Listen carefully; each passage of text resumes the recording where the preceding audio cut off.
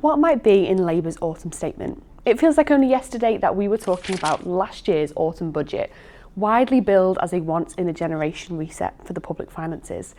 Back then, the challenge was plugging a £22 billion gap in the nation's accounts. Fast forward not even 12 months and here we are again. Only this time the gap is even bigger. Labour's own fiscal rules commit them to financial stability by balancing day-to-day spending with revenues by the tax year 2029-30, all whilst promising not to raise income tax, national insurance or VAT, their big manifesto pledge. But new analysis from the National Institute of Economic and Social Research suggests that that rule could be broken, with the shortfall topping £41 billion. Add in some wiggle room and Reeves is likely to be searching for £50 billion. How do you bridge a gap that big without touching the taxes that you've sworn you will protect?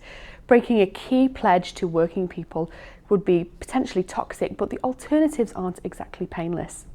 In this video, we will break down the tough choices facing Rachel Reeves, look at the options on the table and explore what they could mean for you ahead of this year's autumn budget. This is the first in many videos we will be bringing you in the run-up to and after the budget to keep you informed along the way.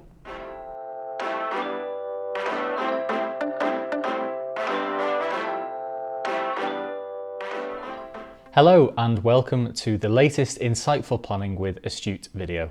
I'm Elliot Unsworth, Head of Client Proposition at Astute Private Wealth, and in this video we're going to entertain some of the rumours circulating the mill and how they might impact your financial planning going forward.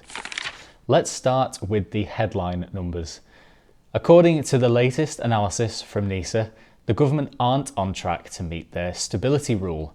There's a £41 billion gap just to make tax receipts cover the government's day-to-day spending. Now, it's worth highlighting that Rachel Reeves will be working from the Office for Budget Responsibility's forecast, not NISA's, so the exact numbers are likely to shift. But with the OBR report not yet released at the time of recording this video, this NISA analysis is our first real indicator, and it's pointing to a pretty tough road ahead. Where did the money disappear to? Well, let's start with the £9 billion of fiscal headroom that the government were forecast to have following the autumn budget. Sky News reports of the NISA report show that restoring the winter fuel payment and changing recent welfare reforms took that number down by £1.5 billion and £13.7 billion respectively. So we've already wiped out that headroom. Then we see a further £14.3 billion from higher than expected costs and another £22 billion from weaker than expected economic growth and employment. This gives us our minus £41 billion. If Reeves wants to ensure there's some headroom, let's say £9.9 billion, which was forecast following the last budget, that's over £50 billion that the government needs to find through cutting spending or raising taxes. However, Labour have already promised not to raise income tax, VAT or national insurance for working people, a mammoth manifesto promise, but one that they can't have made lightly. So how would the Chancellor find the money? Before we get into the detail, if you already have the benefit of working with Astute and have questions after watching this, please don't hesitate to get in touch with your financial planner. If you're new to us, we have left a link below this video to help guide you to the right place. Not ready to get in touch just yet? You can also find a link below our video to our sign up page where you can add your email to ensure you get future emails and future videos just like this one straight to your inbox. Inheritance tax is always a tempting area for governments looking to raise revenue without directly hitting income, and it can be played with in many different ways. Some major changes have already been made in the previous budget. We won't go into the full implications of the pension changes here, but they were big enough to spark our earlier How to Save IHT series. You can find a link somewhere up here. Another area that they may be looking at to raise inheritance tax revenues is gifting. You might have seen in The Guardian recently that the government may be considering some changes to lifetime gifting. One idea being discussed is putting a cap on the total amount you can give away in your lifetime before inheritance tax applies. Another is changing the 7-year rule. Currently, there's no overall limit on lifetime gifts. In theory, you could give away millions. As long as you live for 7 years after making that gift, it's outside of your estate for inheritance tax purposes. But if these changes were to go ahead, they could look very different. Let's say you've been gifting your granddaughter £3,000 each year, and you've also been paying her private school fees from your surplus income. Under today's rules, those payments aren't subject to IHT, even if you were to pass away tomorrow, because they fall under the annual gift allowance and the normal expenditure out of income exemption. If a lifetime gifting cap were introduced, or if the surplus income rule was tightened, those same gifts might be added back into your estate for tax purposes. And if the 7-year rule period was extended to, say, 10, then larger gifts that you would make could stay in the IHT danger zone for longer, meaning that you'd have to live even longer to ensure that they escape the tax net. These wouldn't be headline-grabbing changes, but they could quietly help to bridge the £41 billion gap, with funds raised largely from families who have been carefully planning to reduce inheritance tax. If you'd like more details on the current gifting rules, then do watch our video, Strategies to Avoid Inheritance Tax, the Power of a Will, but finish watching this one first. One option that doesn't technically break any manifesto pledge, but has a big impact, is fiscal drag. By simply freezing the personal allowance and high rate threshold, more people get pulled into paying tax, and more income is taxed at higher rates as wages rise. The current personal allowance is forecast to be frozen until 2028 at £12,570, but freezing this another year could save £5.8 billion, according to the reports. Let's bring this to life. Laura earns £90,000. She's coasting in her career at the moment, doing the same role at the same level, and so she's awarded an inflation-based pay rise of 2% each year for 2 years. The intention is that she takes home 2% more year on year and can buy the same level of goods as inflation was also 2%. However, given that the personal allowance and high rate thresholds have remained stagnant, she pays more tax, and her take-home pay has only increased by 1.7% each year. Given inflation was 2% each year, the reason for the pay rise, she can buy less in real terms.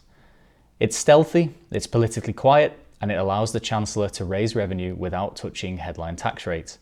But make no mistake, this does mean most people will pay more over time. Still, £5.8 billion is a small dent in £50 billion. So what else? There are whispers that the government could tighten the rules on how much tax relief higher earners can claim, particularly through salary sacrifice schemes. Currently, pension contributions benefit from tax relief, largely depending on how much tax you pay, i.e. you get tax relief up to your marginal rate. So a £100 pension contribution will cost you varying amounts depending on your rate of tax. For a basic rate taxpayer, it would cost £80, but for a higher rate taxpayer, it would cost £60. There has been speculation that the Labour government could introduce a flat rate of tax relief. For argument's sake, let's say 25%. If this happened, it would cost £75, irrespective of tax band.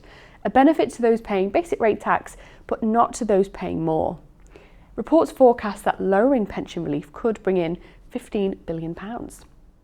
Or they might limit how much can be sacrificed into pensions each year before tax advantages start to taper away. This would directly affect many company directors and higher earning professionals, people who've been using pensions efficiently to reduce their tax bills. It's a technical area, but one that could raise meaningful sums without the political heat of direct tax rises. What about a wealth tax? Some headlines are pointing that way, and a few Labour MPs have voiced support, but the truth is nothing concrete has been proposed. And implementing a true wealth tax would be incredibly complex. More likely is a continued focus on taxing returns on wealth, things like capital gains and dividends, rather than taxing the wealth itself. For now, it's a topic that grabs headlines, but unless the government runs out of room, we believe a full-blown wealth tax looks unlikely this autumn. There was speculation before the Mansion House speech that the cash ISA allowance could be reduced. We created a video on it here. Due to the huge unpopularity of the idea, Reeves decided not to go ahead in the summer, but did state that changes were under consideration. This could raise £1 billion, so it's something but it doesn't really touch the sides. As we mentioned earlier, we know the government won't want to break their pledge and raise taxes on working people, but if they did, they may see the path of least resistance being the reversal of the 2% national insurance cut announced by Jeremy Hunt in the spring 2024 budget. Whilst it would surely be unpopular, it would be easier to spin a revert to 2023 levels than it would to, say, increase 20% income tax to 22%. This could raise £10.3 billion. There have been reports that property wealth could be in the Chancellor's sights this autumn. Nothing is confirmed, but two ideas are reportedly under consideration. Stamp duty revamp. One suggestion is that instead of the current system, people who own homes worth more than £500,000 might face a tax when they sell, rather than when they buy. That would certainly raise money from those who've seen big house price gains, but it could also hit people who've already paid hefty stamp duty on the property, taken out a mortgage, and then face another bill when they come to move. Another idea being floated is charging CGT on someone's main residence if it's valued above a certain threshold. At the moment, your main home is exempt if it meets certain criteria. But if this changes, homeowners could face up to 24% tax on the gain when they sell. That would be a big shift, especially for those who have lived in their home for decades. Reports suggest that there may be a threshold, a property value of £1.5 million, say, but at this stage, it's all just speculation. On the spending side, there's pressure building from all directions. One big issue is welfare. As we mentioned earlier, Labour has already reversed some of the Conservatives' proposed disability benefit reforms, scrapping cuts that would have saved over £5 billion. And campaigners are urging them to scrap the two-child benefit cap, which could cost another £3.6 billion once fully rolled out. These are big-ticket items and politically sensitive. Labour will have to choose carefully where it draws the line. Other departments like transport, defence and local government may be squeezed instead. That means less money for public services, even as demand rises. Any further tax hikes, particularly if they hit business rates, energy levies or logistics, could feed straight through to consumers. The Chancellor has to balance the need for revenue and keeping their fiscal rules against the risk of fueling inflation, especially when interest rates are still relatively high, a pain point for borrowers. The autumn budget is shaping up to be a defining moment for this new Labour government. The choices are difficult: stealthily raise taxes or break promises, cut spending or risk borrowing too much. And while the headlines may focus on high-level numbers, many of the changes, whether it's pension relief, tax thresholds or gifting rules, could have a real and direct impact on you and your long-term financial planning. That's why we'll be keeping a close eye on the budget when it lands, and we'll break it down for you right here when it does. See you next time.